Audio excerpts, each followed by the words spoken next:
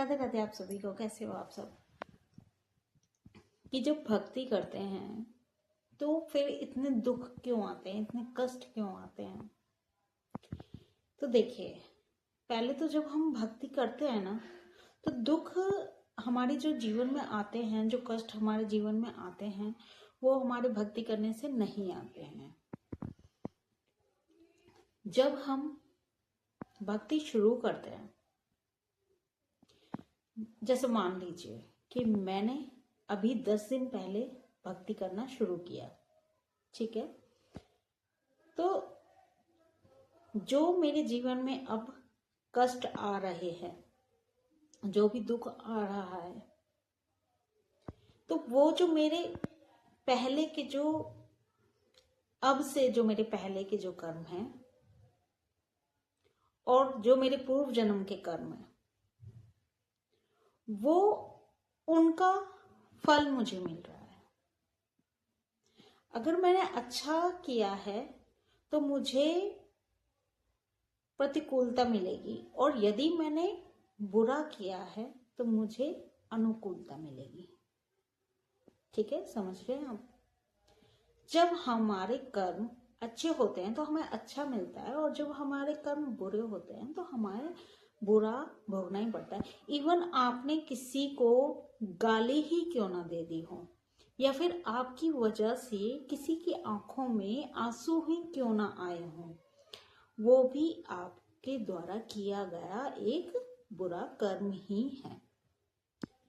क्योंकि वजह चाहे जो भी रही हो, लेकिन आपकी वजह से दूसरे व्यक्ति की आंखों से आंसू आया, तो उसका भार भी आपको ही भोगना पड़ेगा। ठीक है? तो ये सबके दिमाग में रहता है कि जब हम इतनी भक्ति कर रहे हैं, हम अध्यात्म मार्ग पर आ गए हैं, तो हमें इतना कष्ट मिल रहा है।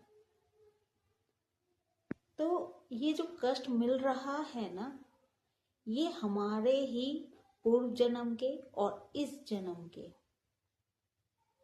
कर्म है। जैसा कि आपने सुना होगा कभी भी अपने मम्मी पापा के मुंह से या फिर बड़े जनों के मुंह से कि बहुत बड़ा हादसा होने वाला था लेकिन बच गया। ठीक है? मान लीजिए जैसे कि कल मेरा एक्सीडेंट होने वाला है, लेकिन मैंने भक्ति स्टार्ट कर दिया, तो वो एक्सीडेंट मेरा होगा, क्योंकि मेरे कर्मों के हिसाब से वो मेरा प्रारब्ध है, मेरा एक्सीडेंट होगा। लेकिन या तो कम चोट लगेगी, या फिर लगेगी नहीं, या फिर बाल बाल बच जाएंगे। तो भगवान इस तरह से भक्ति में आने के बाद उन कर्मों से हमें पार निकालते हैं।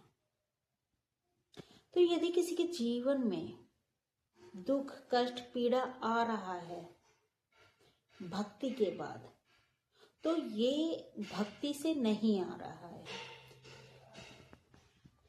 इसको एक एग्जांपल और देती हूँ मैं, कि जब हमारे कोई बोर्ड एग्जाम होते हैं या पेपर होते हैं हमारे नेक्स्ट क्लास में जाने के लिए, तो वो हमारी पढ़ाई करने के बाद ही क्यों होते हैं पेपर हमें पढ़ाई करने से पहले भी तो मिल सकते हैं, है ना? लेकिन ऐसा नहीं होता। हम जब पूरा लर्न कर लेते हैं, जब हम पूरा सीख लेते हैं, तभी हमें पेपर दिया जाता है, यानी कि तभी हमारी परीक्षा होती है ना? और तभी हम नेक्स्ट लेवल पर जा पाते हैं, तभी हम नेक्स्ट क्लास में जा पाते हैं, जब हम उस परीक्षा में उत्तीर्ण हो जाते हैं। और यदि हम उस परीक्षा में उत्तीर्ण नहीं हो पाते तो हम वहीं के वहीं रह जाते हैं। कहने का तात्पर्य यह है कि जब हमारे जीवन में ये दुख, पीड़ा, कष्ट आ रहे हैं, तो ये हमें नेक्स्ट लेवल पर पहुंचाने के लिए आ रहे हैं। क्योंकि जो हमने अध्यात्म मार्ग चुना है, जो हमने भक्ति मार्ग चुना है अपने लिए, उस मार्ग पर अभी बहुत सारे रास्ते ऐसे हैं जो हमें पार करने हैं, जिनका भगवान बीच बीच में टेस्ट लेते हैं, हमारी परीक्षाएं लेते हैं।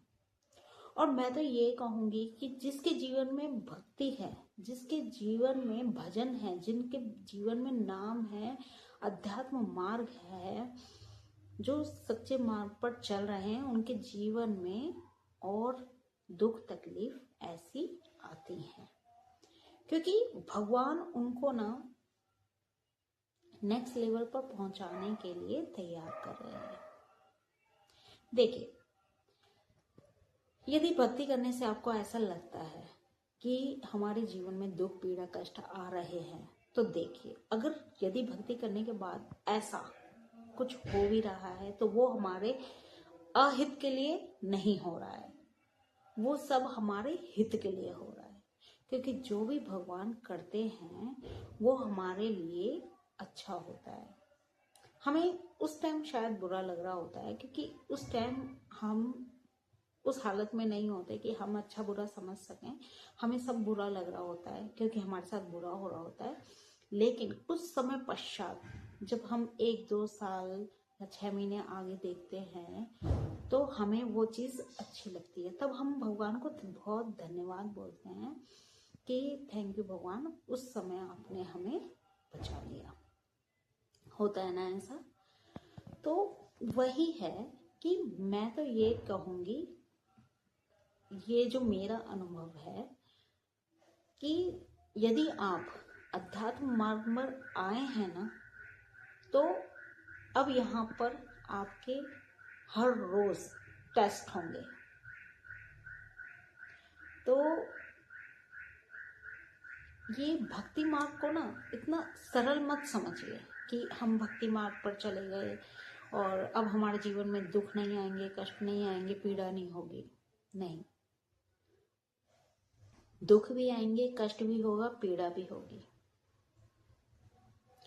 लेकिन भक्ति मार्ग पर, अध्यात्म मार्ग पर, जप के मार्ग पर जब आप आते हैं तो भगवान आपको इतनी सामर्थ्य प्रदान करते हैं कि आपको उस दुख का, आपको उस पीड़ा का अनुभव नहीं होता। तो यदि आप ये सोचकर भक्ति मार्ग में आ रहे हैं कि अब हमें दुख नहीं होगा, पीड़ा नहीं होगी, तो ऐसा नहीं है। बल्कि मैं तो यही कहूंगी कि जब जब आप भक्ति मार्ग पर आगे बढ़ते जाएंगे, जैसे जैसे आप आगे बढ़ते जाएंगे, तब तब आपके दुख पर पीड़ा और बढ़ती जाएगी, क्योंकि आपकी परीक्षाएं और बढ़ती चली जाएंगी।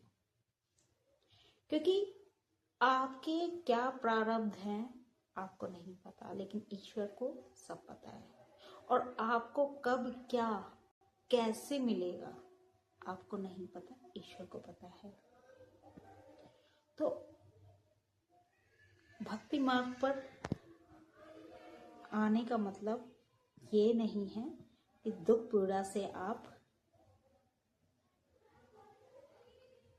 हट जाएंगे। भक्ति मार्ग पर आने का मतलब ये है कि जो दुख पीड़ा आप सह रहे हैं उसे सरलता से सह जाएंगे। तो यदि आप भक्ति मार्ग पर ये सोचकर आ रहे हैं या आ गए हैं कि अब हमें दुख नहीं होगा, तो ऐसा मत सोचिए, ठीक है? आप भगवान का जप कीजिए, भजन कीजिए और सत्य पर चलिए। और अनुकूलता आ रही है या प्रतिकूलता आ रही है, जो भी आ रही है उसे स्वीकार कीजिए, क्योंकि जब आप ईश्वर पर सब छोड़ देंगे ना, तो अनुकूलता आए या प्रतिकूलता आए, आपको सब समान लगने लगेगा। तो भक्त के जीवन में जब दुख आता है ना, तो वो उसे कुछ सिखाने आता है, क्योंकि भगवान कभी भी अपने बच्चों का अहित नहीं करते, हित के बारे में सोचते हैं। ठीक है, तो राधे राधे आप सभी को। बहुत बहुत धन्यवाद, बहुत बहुत आभार आपका। राधे राधे।